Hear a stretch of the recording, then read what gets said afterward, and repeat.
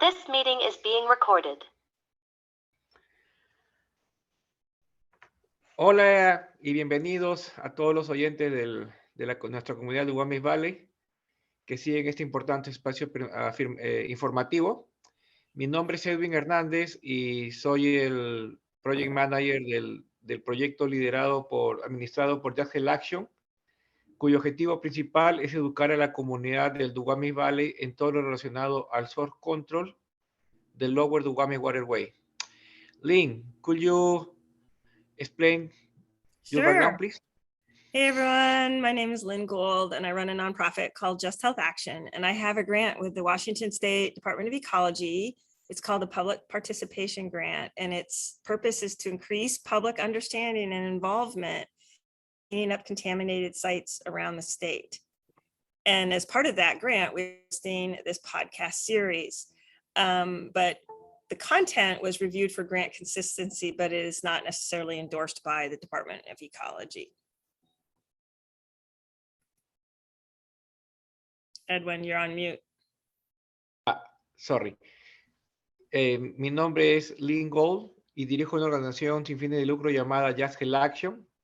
Tengo una subvención con el Departamento de Ecología del Estado de Washington llamada Subvención de Participación Pública, con la intención de aumentar la comprensión y participación del público en la limpieza de los Superfund sites en todo el estado. Como parte de esta subvención estamos presentando esta serie de radio. Se revisó el contenido para garantizar la consistencia de la subvención, pero la agencia del Departamento de Ecología no necesariamente la respalda.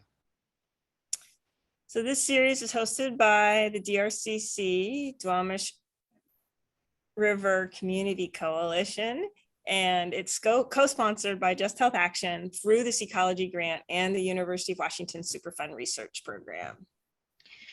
Este programa es liderado por el Duwamish River Community Coalition, DRCC, con la coparticipación de Just Health Action a través del fondo del Departamento de Ecología PPG y el programa del Superfund Research de la Universidad de Washington. So our esteemed guest today is Dr. Grant Gutierrez from the Department of Ecology. He's here to talk about the relationship between environmental justice and science. And we are going to talk about its history and generally how scientists have contributed to further environmental justice in the Duwamish Valley by collaborating with local organizations.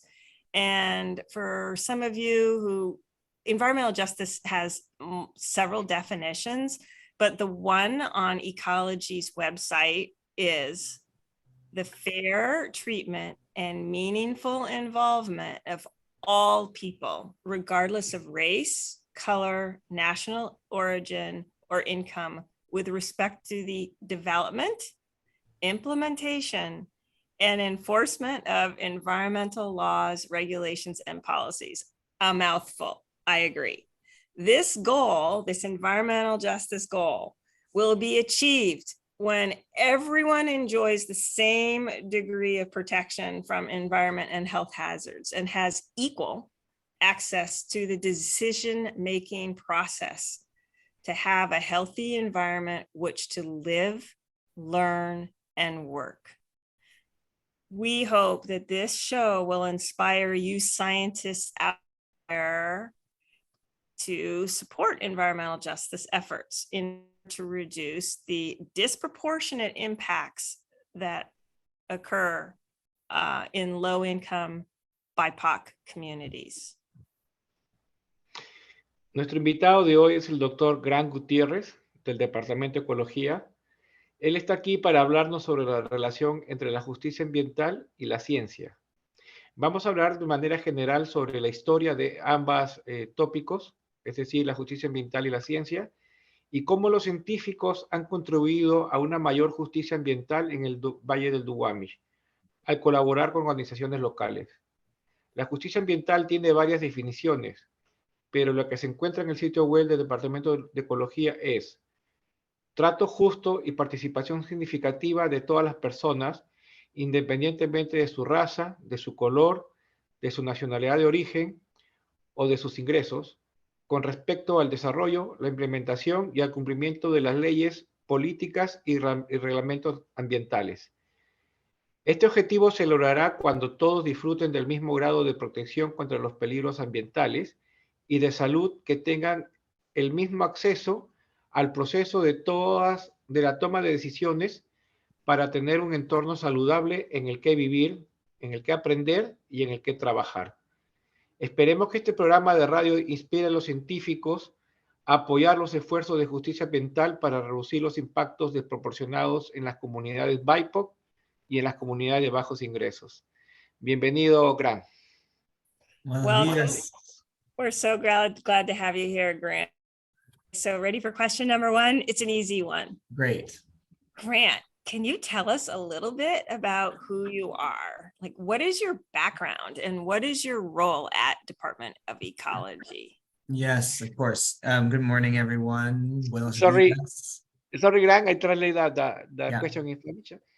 Muchas gracias, Grant, por tenerte aquí. ¿Podrías contarnos un poco sobre ti y cuál es tu experiencia y cuál es tu rol dentro del Departamento de Ecología? Sí, por supuesto. Gracias por invitarme. I'm very glad to be here. Buenos días.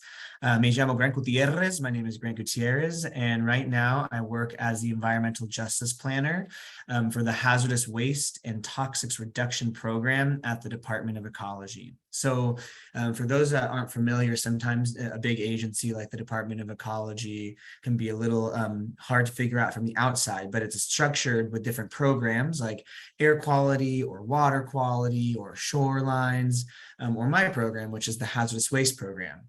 So in my role, I'm the expert on environmental justice issues important to our program's jurisdiction. Like, for example, reducing the disproportionate impacts on communities of color from the disposal of dangerous waste and toxic waste. My position is actually a newly created position, and it's the first of its kind in the agency. So it's the first position to be housed in a program that specifically focuses on environmental justice. So there's a lot of room to experiment and shape the role, which is a really exciting opportunity. And I'm really excited to join the agency in this capacity. Before starting at Ecology, I finished my PhD in anthropology and ecology at Dartmouth College. And during my PhD research, I was collaborating for part of it with DRCC on a community-based research project around the politics of environmental justice in the Duwamish Valley and the Superfund cleanup process.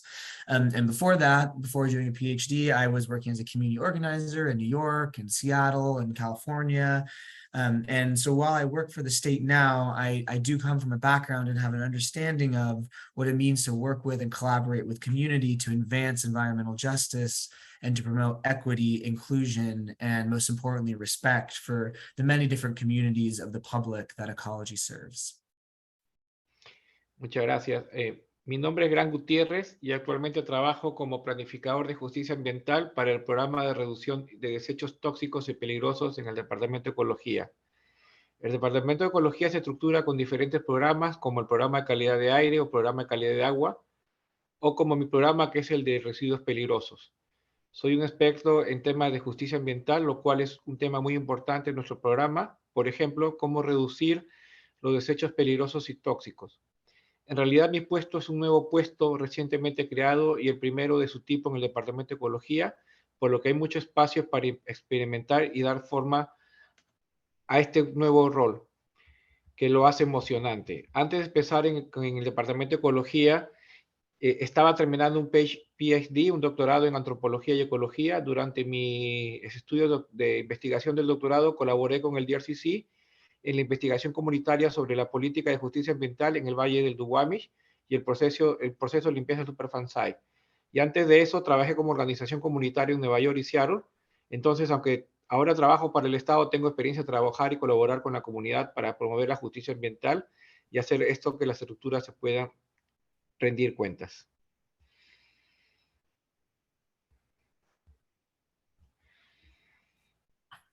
So, Grant, today we want to talk about the relationship between environmental justice and science. Can you talk a little bit about the history of environmental justice and science and how it came together?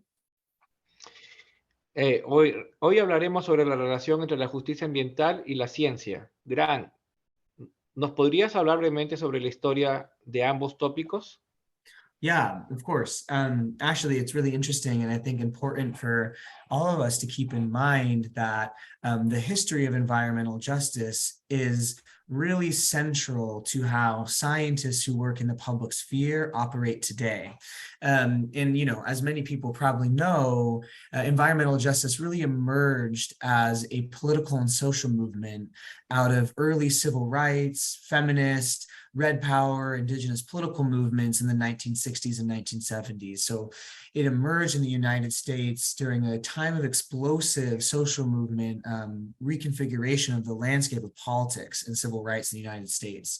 And in particular, in the 1980s, as the civil rights movement really grew and became codified into law, there were Black communities in Warren County, North Carolina, were starting to understand that their communities were becoming targets for the dumping and siting of dangerous waste and hazardous waste facilities and for building disposal facilities in their communities. So these activists in North Carolina really began to dig into this issue, right? This issue of the fact that they were seeing more and more increasing numbers of hazardous waste facilities being built in their neighborhoods and in their communities. And so they partnered with the United Church of Christ in 1987 to develop a report called Toxic Waste and Race in the United States. And that showed how hazardous waste facilities in the country were being disproportionately cited in communities of color. So what that means is that there were more hazardous waste facilities in Black and brown communities than there were in white communities. And this pattern that they demonstrated through data, they termed this pattern environmental racism. And so once these activists established this pattern of environmental racism, it really became essential and central to that argument to establish and demonstrate the effects that this pattern had, that this unequal distribution of hazardous waste facilities had on Black communities in North Carolina. And so that became a problem for the scientific and environmental justice community to address, to really understand through the collection of data, identifying correlations with that data, and amplifying the stories from community members, really to use science to understand the impacts of toxic waste on the health of Black communities. And so, you know, one thing that's really similar in North Carolina is that same structural system that they identified, environmental racism, you know, that system, environmental racism, has really contributed to the kinds of experience of pollution that we see in the Duwamish Valley and that organizations are working to address today.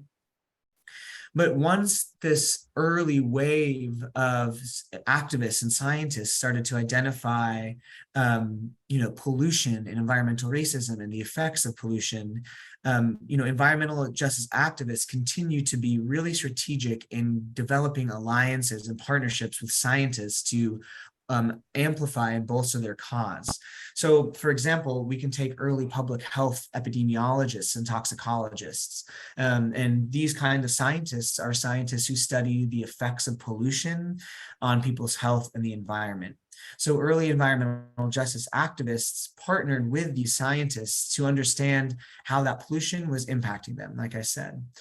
And the community would have data to prove to government agencies, federal, state, and even local health jurisdictions that there were injustices related to environmental health disparities, that there really were provable inequities in environmental politics.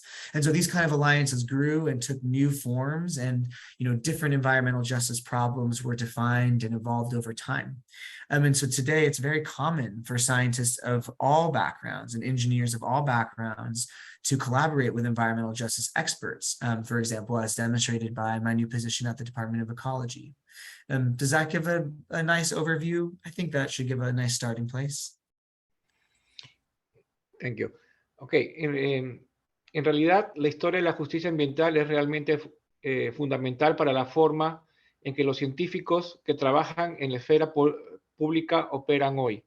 Incluso si no se dan cuenta, como muchas personas probablemente saben, la justicia ambiental surgió de los movimientos políticos indígenas, feministas y de derechos civiles en los años 60 y 70. En particular, en la década de los 80, las comunidades negras del condado de Warren, en Carolina del Norte, se dieron cuenta que sus comunidades se estaban convirtiendo en el objetivo de verter desechos peligrosos y construir sus instalaciones de eliminación de desechos peligrosos. Entonces, los activistas en Carolina del Norte comenzaron a profundizar el tema y en 1987, con la ayuda de la Iglesia Unida de Cristo, desarrollaron un informe que mostraba que las instalaciones de desechos peligrosos en el país estaban ubicadas de manera desproporcionada en comunidades de color. A este patrón lo denominaron racismo ambiental. Entonces, una vez que los activistas establecieron el patrón de racismo ambiental, se volvió esencial demostrar los efectos que esta distribución de instalaciones de desechos peligrosos tenía en esas comunidades.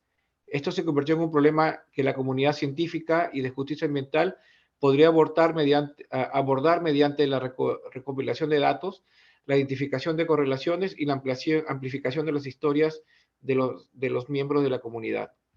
De manera similar a lo sucedido en Corea del Norte, es en este mismo sistema estructural y de racismo ambiental lo que ha contribuido a cómo las comunidades experimentan la contaminación en el Duwamish Valley. Los activistas por la justicia ambiental continúan siendo realmente estratégicos en la creación de alianzas con los científicos, de modo de ayudarlos a reforzar su causa por la lucha. Por ejemplo, tomemos a los primeros epidemiólogos y toxicólogos de salud pública. Estos son científicos que estudian los efectos de la contaminación en la salud de las personas y el medio ambiente. Los primeros activistas por la justicia ambiental se asociaron con estos científicos para comprender cómo la contaminación tóxica estaba afectando a la comunidad, de modo que la comunidad tuviera datos para demostrar a las agencias gubernamentales que había injusticias relacionadas con las disparidades en la salud ambiental. Este tipo de alianzas creció y tomó nuevas formas a medida que se definían diferentes problemas de justicia ambiental. Hoy en día, es común que científicos e ingenieros de todos los orígenes colaboren con expertos en justicia ambiental, como lo demuestra mi nuevo cargo en el Departamento de Ecología.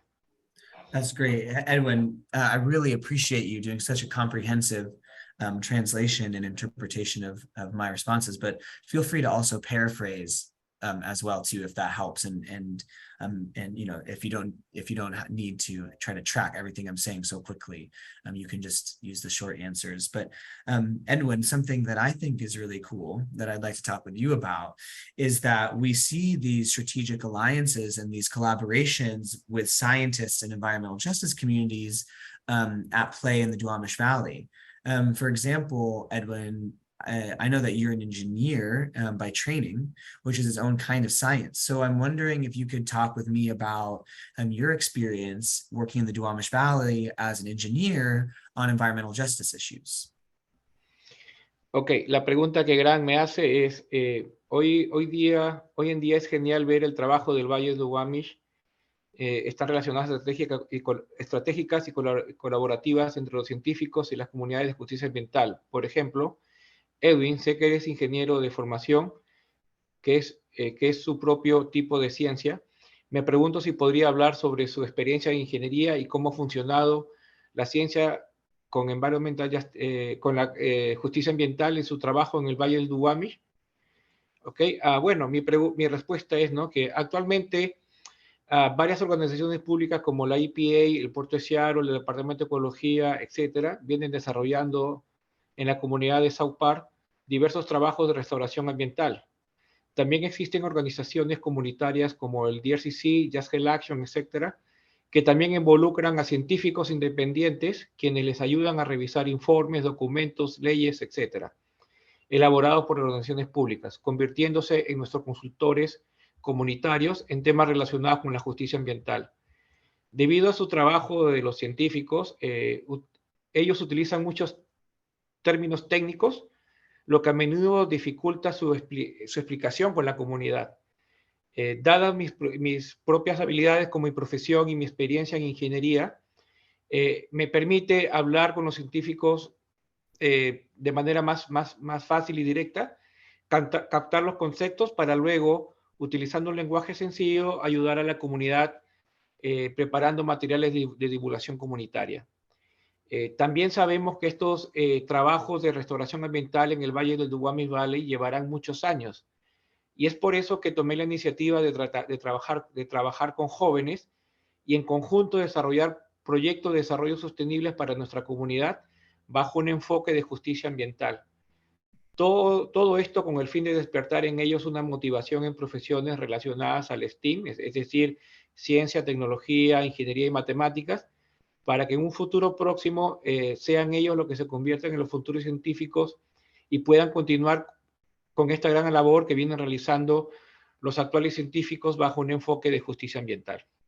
Great. So I'm going to take a chance at translating what you said for our English speaking audience, just for their benefit as well. So, you know, I'm not an interpreter and I'm speaking for Edwin, but what I heard Edwin saying is that, you know, he was talking about this really complicated landscape of different agencies like the EPA, the port, my agency, the Department of Ecology, developing these different kinds, different levels of environmental restoration works that are happening in the Duwamish Valley. And when that happens, you know, there's a lot of really technical information that's happening, right? Science is very technical. The language of science and environmental restoration is not very accessible for the broader community that are not trained as experts in those fields to understand.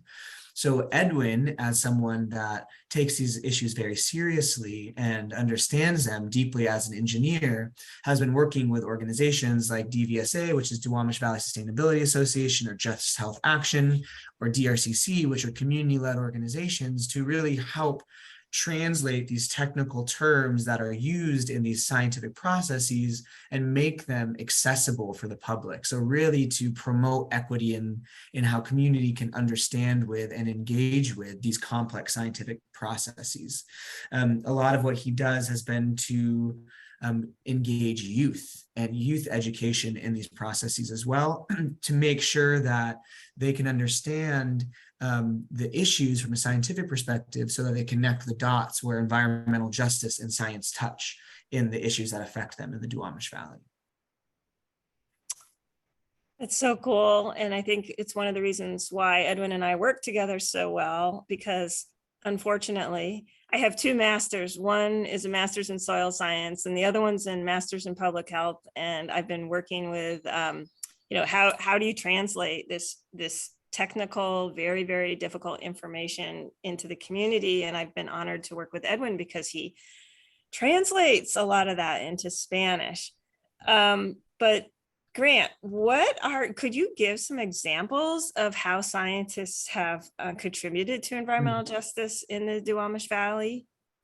Yeah, and I think we can think of this contribution in broad brushstrokes. So not just scientists of the Department of Ecology, but I can think of a lot of ways that scientists in general have been really important to how environmental justice activists and environmental justice community organizations have really been able to promote equity in their communities. So, you know, as a lot of us know, the history of how the Superfund was listed, you know, the Superfund is listed through an EPA program, but before that, you know, that was listed in 2001. In the 1980s and 1990s, Duwamish Valley community members and activists like B.J. Cummings, who we all know, James Rasmussen, John Beal, these community activists really worked with scientists and compliance inspectors from the Department of Ecology to understand the sources of pollution that were occurring in the Duwamish Valley. And that's work that still continues to this day, right? We know the historic sources of pollution, and we're still trying to understand ongoing pollution to the river. But once they realized how big the problem of pollution was, these community members and these scientists really advocated for the river to be listed under the EPA Superfund program. And this was really a major step in promoting environmental justice for Duwamish Valley communities, because it created this coordinated, comprehensive effort between the federal government and different responsible parties, as I'm sure, you know, a lot of people that are listening to this radio show are familiar with. So that's one kind of early and important collaboration between environmental justice and scientists that I see happening in the Duwamish Valley. The other one, Lynn, is, you know, something that I really admire about your work and I think has been really important, is, you know, how you, through Just Health Action, contributed to and developed the cumulative health impact analysis, or what people know as the CHIA.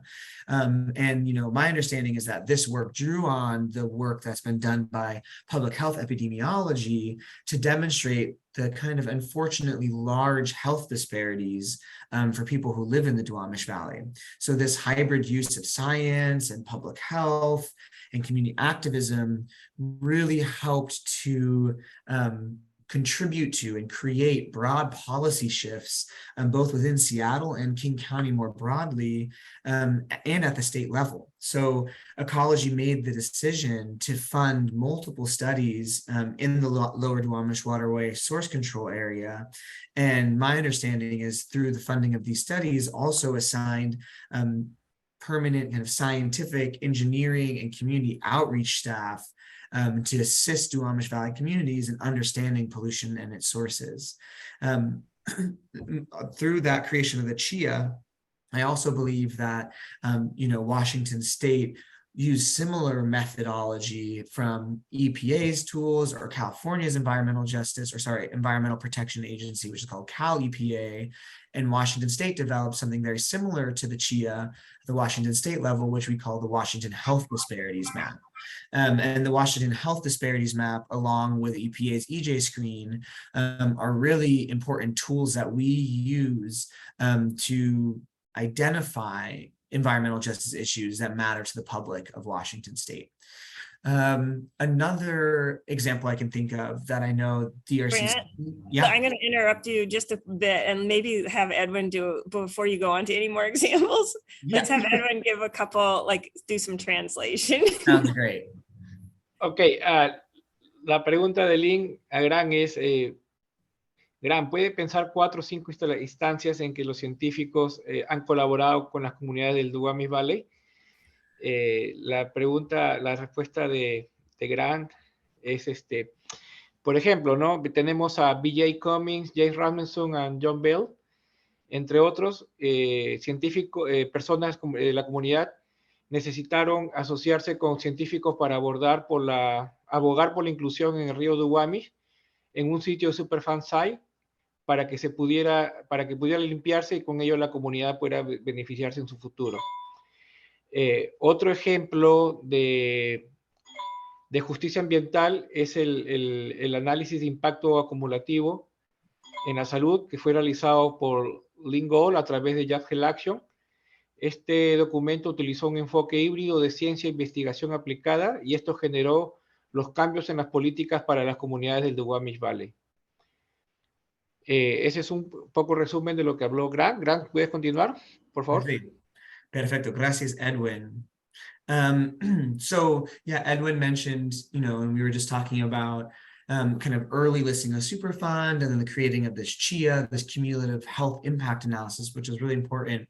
And I think there are 2 other examples that I can think about that are really related to work in the Duwamish Valley. So one is the work that is happening right now with the United States Forest Service, which is part of the Department of Agriculture, and Duwamish Valley Youth. And so this issue in particular is the Moss Project. And so for those that aren't familiar, Forest Service scientists have partnered with DVYC, Duwamish Valley Youth Corps, and the Duwamish Valley communities to use moss as a bioindicator. So what we mean by the word bioindicator is that the moss can be collected by these youth scientists to actually tell us a lot about the environment in the area. So these federal scientists partner with community organizations and train youth in scientific methods and become youth scientists to develop a research plan, to collect this moss, and then analyze and sample that moss to tell us a lot about things like air quality and air pollution. And that really helps guide researchers and policymakers in the work that they do. Edwin, I'll just give one last example before I let you help me translate.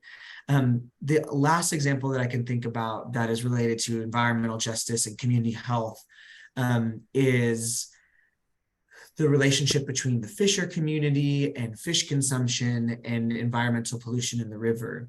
So it's really important that there is solid evidence and data to protect fishers who use the river for subsistence and cultural purposes. So scientific data from the Department of Ecology and other agencies really helped to inform the Washington State Department of Health, a different agency, creating these seafood advisories for the lower Duwamish waterway. And the seafood advisory really describes which seafood should be avoided and which fish can be eaten, but limited to certain quantities, and what those quantities are, and really help to create signs and information about which fish you can eat, which fish you can't, to make that clear, translated into languages that matter and are relevant to the communities that live in the Duwamish Valley. And, you know, not only that has this been used at the state level, but EPA also uses this information to inform its seafood consumption as part of the institutional controls at the Superfund site. And I'm sure you guys all have talked about different forms of controls. And so as part of that work, community health advocates, or the CHAs, who are members of the Duwamish Valley or the local community or the local seafood consuming communities, they share their information and their experience and also receive feedback. So there's this dynamic collaborative relationship, which helps to bring Seattle, King County Public Health and EPA together to collaborate around important environmental justice and science issues in the Duwamish Valley.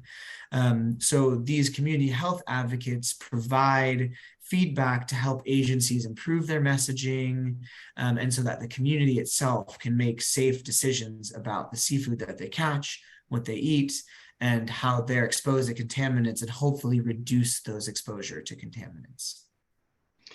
Ok.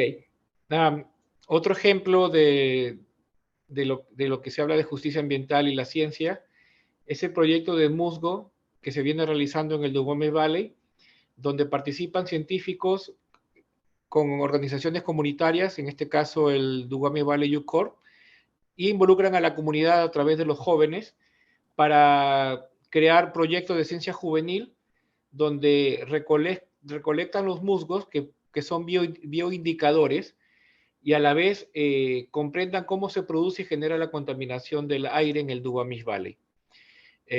Otro ejemplo de justicia ambiental y de ciencia en el Duwamish Valley es el trabajo que vienen realizando los toxicólogos y los ecologistas, que han sido fundamentales en el desarrollo de avisos sobre los temas de pescados y mariscos contaminados que hay en el Lower Duwamish Waterway.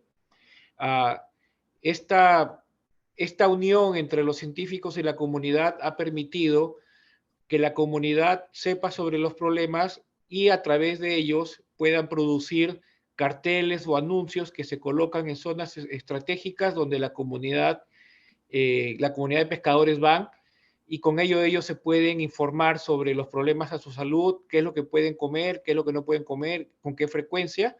Y en este tema se están involucrados la EPA, el Public Health, Seattle King County y otras organizaciones de salud pública. Eso. So one thing that Grant maybe he didn't know, is that Edwin was a community health advocate for 2 or 3 years. So wow, I did not know that. No sabía. Yeah. So Just Health Action got 3 years of grants from the Duwamish River Opportunity Fund to work with the Vietnamese community and the Spanish-speaking community to do the CHA work. So Edwin was one of those people that reached out to communities. And it was, and from an environmental justice perspective, it was important because it's about meaningful involvement. Edwin was meaningfully moving out, asking, engaging the community to ask what kind of things that they needed to eat fish more safely. Yeah, and I just wanted to pause there, Lynn. I think that's a really important example of what meaningful involvement looks like. And I think it's something that we at the agency are really working to figure out what that means for us. And I think that's a really good example of how to involve someone from the community and have them use their lived experience and their local expertise to really help guide these processes. You know, I think that's a really good example that we can look at and learn from in government about what meaningful involvement looks like. Okay, so my next question, Grant, is about the HEAL Act. There's been, I think people have sort of heard that there's some type of environmental justice act called the HEAL Act, but to be honest, I don't think a lot of people really understand like how it works and what kind of impact it has. So maybe you could talk a little bit about that from your perspective. Ok, la siguiente pregunta es, hay una palabra HEAL que se está escuchando mucho ahorita actualmente y hay un impacto del que estamos hablando hoy día, pero muchos de nuestra comunidad no entienden qué significa esto. Si eso es así, ¿cómo? ¿Qué significa esto y cómo se consigue, Gran? Yeah, I'm really glad that you brought up the HEAL Act, Lynn, especially on the tail of that, conversation we just had about meaningful community involvement. So it's a really exciting time to do environmental justice law and policy in the country, but especially in Washington State. We've been engaged in environmental justice work in Washington State for a while now, but this new law, the Healthy Environment for All Act, or the HEAL Act, is the state's new environmental justice law. And it's really an innovative law. And it does create new momentum and kind of a renaissance or a new kind of movement of what environmental justice looks like in state government. So kind of the broad brushstrokes of what this law does is that it creates obligations and mandates for 7 state agencies with the ability for other agencies to opt in if they'd like, but there are directly covered agencies in that law, one of which is the Department of Ecology, to really advance environmental justice. And so it asks us to do that in kind of several different ways. One of them is that it asks us to create processes for conducting environmental justice analyses into what is called significant agency actions, or actions that are important to the agency. And, there are some very specific categories for that. And there's also the ability for each agency to define what they consider a significant agency action. And those environmental justice analyses will really become instrumental in us understanding this broad and diverse landscape of environmental justice and inequity in state government and in the processes that we engage in. The other thing that it asks us to do is to create a community engagement plan. Specifically kind of an environmental justice and equity community engagement plan, which will help provide consistency across states government and to expand processes and create clear guidance for how community can participate in government actions. So this new engagement plan, we're really actually right now in the midst of creating it, is intended to allow us to formalize many of the environmental justice processes that we've been developing over the last decade or so, and to modernize public participation in state government. And so one thing that's important to know about the HEAL Act is the law just passed in 2021. And so we are really at the beginning of implementing this law, and it's a process that's going to unfold over the next few years or so. One thing that I will say about where we're at with this community engagement plan is that we just created a provisional plan that has been developed in collaboration with a team of government employees from all of the agencies that are covered by this law. And this community engagement plan, the spirit of it is to really work to center and collaborate with community to produce meaningful community involvement. So we are, working with the state's EJ Council that was developed through this HEAL Act, with other state agencies to solicit feedback from the EJ Council, from the public in Washington, to really make sure that this is a plan that works. And another thing that is really helpful, that's separate from the HEAL Act, but is a new law that was passed by the legislature very recently called Senate Bill 5793, is a piece of legislation to help the state pay and compensate community members for their labor and their expertise when they provide guidance in very particular matters to give insight and their experience about state decision-making processes. So we're at the very beginning stages of figuring all of that out, but there's a lot that is coming down and that we're trying to work to implement. Ok, estoy muy contento que hayas mencionado la ley GEL. Es un momento realmente emocionante para la justicia ambiental en la legislación y en la política del país, y especialmente en el estado de Washington. Para aquellos que no saben, la ley de medio ambiente saludable para todos, o lo que llamamos la ley GEL, es la ley de justicia ambiental del estado de Washington. Esta ley crea obligaciones y mandatos para 7 agencias estatales para promover la justicia ambiental. Por ejemplo, crea procesos para realizar análisis de justicia ambiental para acciones importantes del Departamento de Ecología. También solicita que las agencias estatales creen un plan de participación comunitaria que ayudará a brindar coherencia en todo el gobierno estatal y expandir los procesos y una guía clara sobre cómo las comunidades pueden participar en las acciones gubernamentales. El nuevo plan de participación tiene como objetivo permitirnos formalizar muchos de los procesos de justicia ambiental que hemos estado incorporando, aumentar el acceso público a la información y modernizar la participación pública para ayudar a satisfacer las necesidades de la comunidad. Actualmente, Ecología como agencia está en el proceso de crear un nuevo plan de participación comunitaria que la ley GEL nos obliga a crear. Estamos haciendo esto en colaboración con un equipo de empleados gubernamentales de todas las agencias estatales para coordinar nuestro enfoque y producir una dirección unificada. El nuevo plan de participación comunitaria realmente funcionará para centrar y colaborar con la comunidad. Washington también aprobó recientemente una legislación para ayudar al Estado a pagar el trabajo y la experiencia de los miembros de la comunidad que brindan orientación sobre los procesos estatales. Estamos buscando formas de usar esta autoridad en nuestros procesos de participación comunitaria, ya que sabemos que compensar a las personas por su tiempo y garantizar la participación en nuestra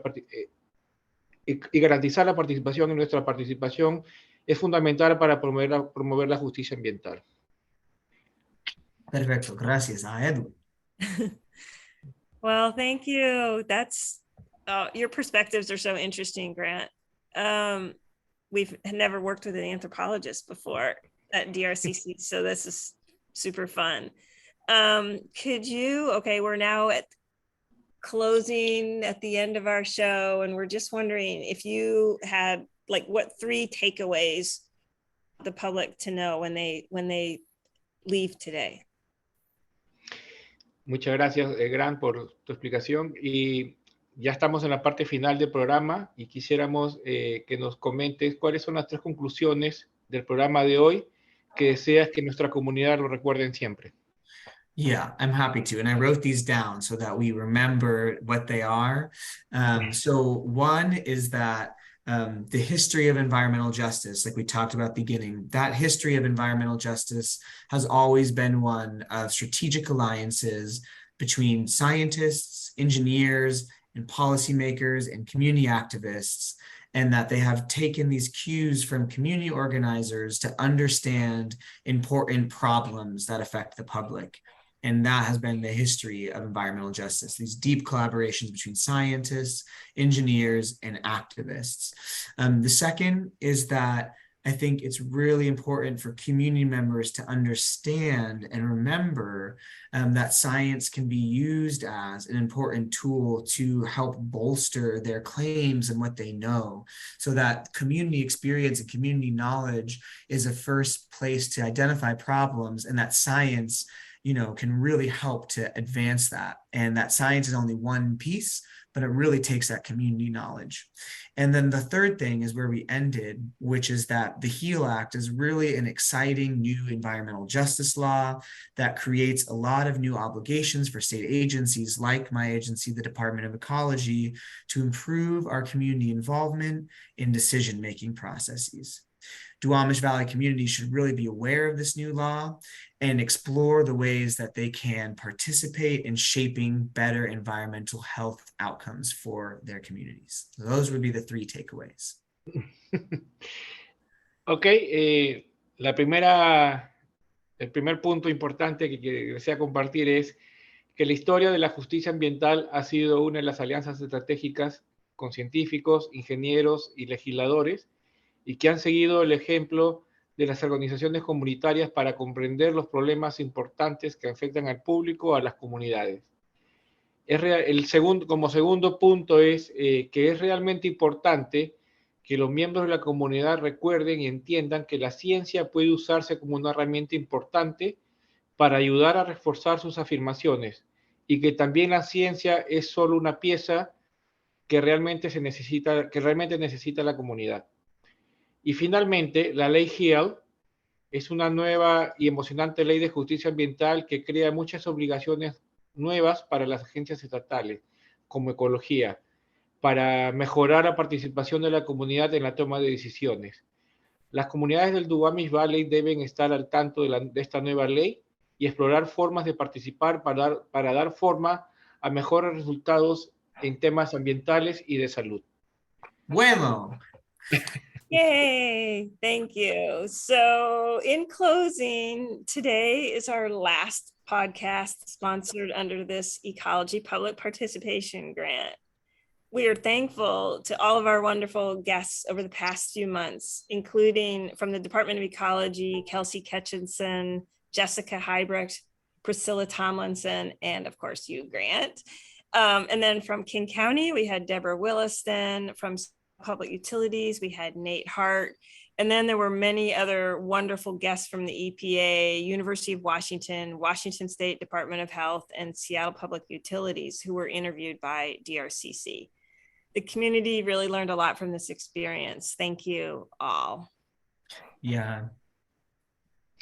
Ok, bueno, hoy día es nuestro último programa radial relacionado al Source Control, patrocinado bajo la Subvención de Participación Pública del Departamento de Ecología. Agradecemos a todos nuestros invitados, nuestros maravillosos invitados durante estos meses, y queremos mencionar especialmente al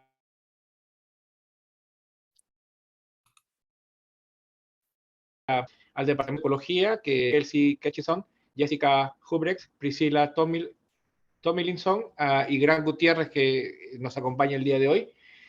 Del condado de King County estuvo con nosotros Deborah Williston, y del Departamento de Servicios Públicos de la ciudad de Seattle nos acompañó Nate Hart. También hubieron muchos invitados, maravillosos invitados de la EPA, de la Universidad de Washington, el Departamento de Salud del Estado de Washington y de los Servicios Públicos de Seattle, que fueron entrevistados directamente por el Duwamish River Community Coalition, o el DRCC. Y bueno, y queremos agradecerle a todos porque nuestra comunidad aprendieron un poco más a través de estas sesiones de radio. Sí, Gracias muchísimas gracias por invitarme. Ha sido un placer enorme de estar con ustedes aquí esta mañana. It's been such a great pleasure, and I hope that we learned a little bit more about science and environmental justice. Y yo espero que aprendimos más sobre la justicia ambiental y la ciencia. And yeah, it was just such a treat. Thank you so much. Thank you, Grant. Muchas gracias, Grant. Hasta la próxima, amigos del Duwamish Valley.